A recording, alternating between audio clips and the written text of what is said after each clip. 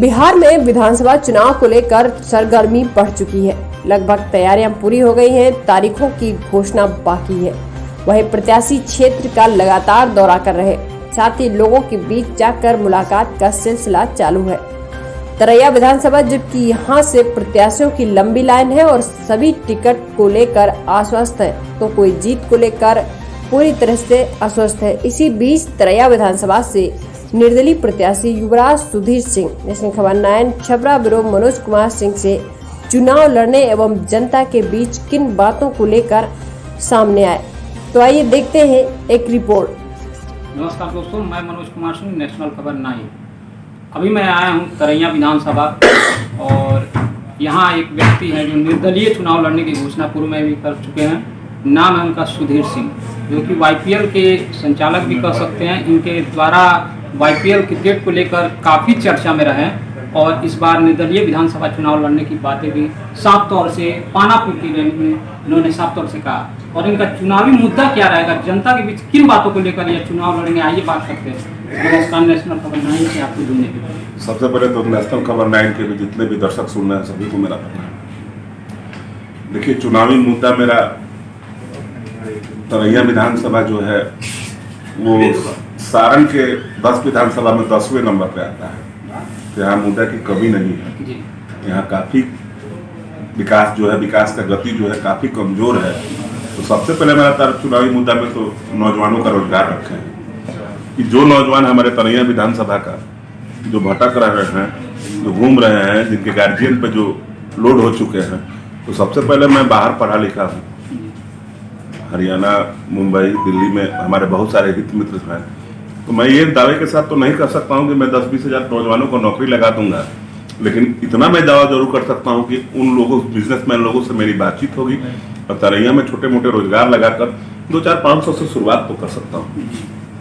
जिस तरह से कोरोना काल और बाढ़ को लेकर काफ़ी लोग परेशान हुए, उसमें आपकी किस तरह की भूमिका रही? निश्चित है कि बाद में मैं जहाँ तक हो सका है, अगर मेरे जितना मदद अगर तरैया के जितने भी प्रत्याशी घूम रहे हैं और सभी लोग मिलकर मैं जितना किया हूँ उतना कर देते हैं, तो तरैया में काफ़ी लोग बाढ़ से जो प्रभावित थे, काफ़ी लोगों को राहत मिलती। लेकिन लोगों ने जो सिर्फ दिखावे के काम किया, जो वहाँ पर सामुदायिक भवन चल रहा था, वो लोग जाते थे और अपना दिखाते थे कि मेरे जरिए, लेकिन मैं अपने निजी फंड से 18,000 तिरपाल और लगभग 42 लाख रुपया मैं तरैया विधानसभा में हर गांव में जाकर पानापुर, आपको बेलौर, समराहा, माधोपुर, भलुआ, चंचलिया, नारायणपुर, काफ़ी जगहों पर जाकर, तरैया का ऐसा कोई जगह नहीं था जहां पर नहीं गया, जहां पर पानी बहुत ज़्यादा था।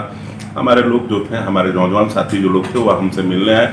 वहां पर भी मैं तिरपाल और जितना निजी फंड से हो सकता था लोगों का मदद किया। अभी बाढ़ का पानी कम हुआ, लेकिन समस्याएं कम नहीं हुई है। कहीं ना कहीं लोग बीमारी के भी शिकार हो रहे हैं। इसको लेकर आपने प्रशासनिक या CO, BDO या किसी भी अधिकारियों को? देखिए, सबसे पहले तो मैं चुनाव के पक्ष में नहीं था। जो चुनाव बिहार विधानसभा का लाद दिया गया है जनता पे, जनमत बहुत बड़ा बात होता है।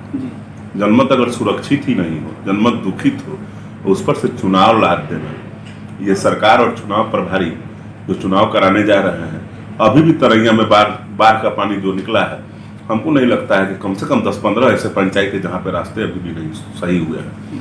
और महामारी की जो बात कर रहे हैं, अभी बच्चे जो हैं बीमारी से, रोग से ग्रसित है। सरकार का सारा सिस्टम फेल कर चुका है तरैया में। सरकारी स्तर पर सिर्फ कागज स्तर पर लोगों की बात पीछे हो रही है, लोगों की जो काम की बात हो रही है। सरकार का कहीं भी ना मेडिकल कैंप लगा हुआ है, ना कुछ लगा हुआ है। हमारे जैसे लोग जाते हैं, 1-2,000-2,500 देकर 5,000 अभी मेरे दरवाजा पर भीड़ देख रहे थे, काफी महिलाएं आई हुई थी। उन महिलाओं को 200-400 क्या मैं 200-400 से लोगों की सुरक्षा नहीं हो सकती है, लोगों को चाहिए।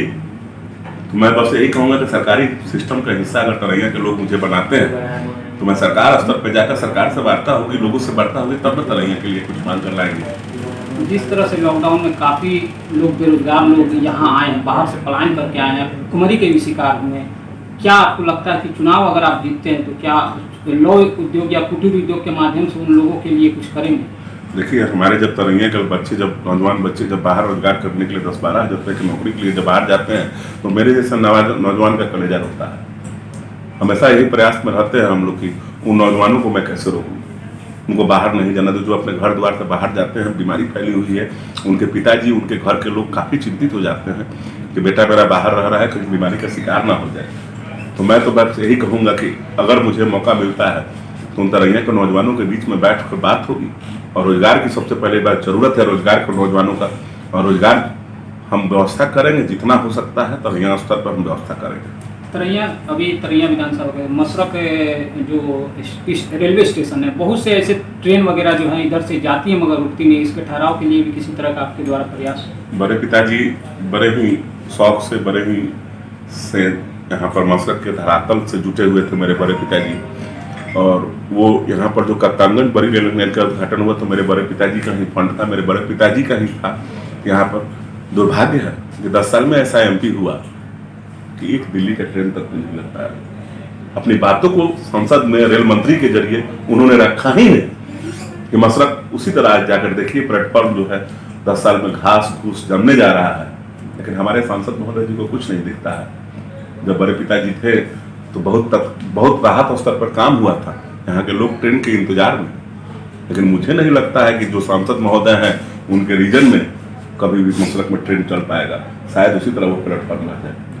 क्राइम को लेकर क्या करना चाहते हैं? अंतिम सवाल।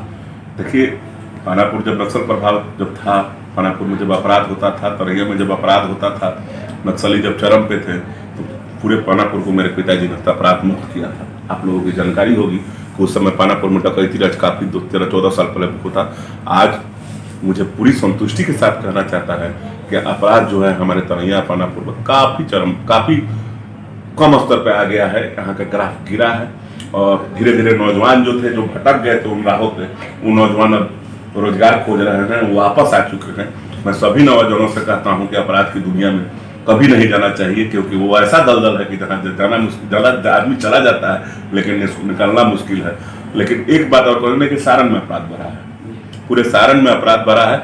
यहाँ के जो हमारे जो पूर्व में जो एसपी साहब थे वो चले गए, वो अपराध को शराबबंदी की बात ही छोड़िए, सब कुछ में विफल है। सारण के प्रशासनिक अधिकारी हैं, हमारे मसरक के दरोगा जी जो हैं, हमारे जो जहाँ के मसरक के हमारे दरोगा जी के तो पूछिए ही मत, वो तो अपना अपराध पता नहीं, उनका रीजन में अपराध जो है वो मसरक में चरम पर हो गया। यहाँ पर दारू खुलेआम बेचता है बाजार में, उनको दिखता नहीं है। उनका सब यही सब काम है, पैसा लेते हैं लोग, घुसखोरी कराते हैं लोग, आवाज उठाने पे मुकदमा में फंसाने का धमकी देते हैं। उन लोगों को मालूम नहीं है कि अब मसरक है, जिस दिन मसरक का आवाम जग गया तो ऐसे वैसे दरोगा का यहाँ व्यवस्था भी होता है। जी, अभी मैं बात कर रहा था YPL संचालक, और इनके घर से विरासत राजनीतिक में हमेशा बनी रही। आज उसी राजनीतिक और विरासत के बदौलत इनकी स्वयं की पहचान YPL के द्वारा सुधीर जी का, और यह निर्दलीय भी चुनाव लड़ेंगे। अब देखना यह होगा आने वाले समय में कि सुधीर जी के साथ राजपूत बहुल और भी जाति इनके कितना सपोर्ट करते हैं, तो आने वाला समय बताएगा। छपरा से मनोज कुमार सिंह की विशेष रिपोर्ट।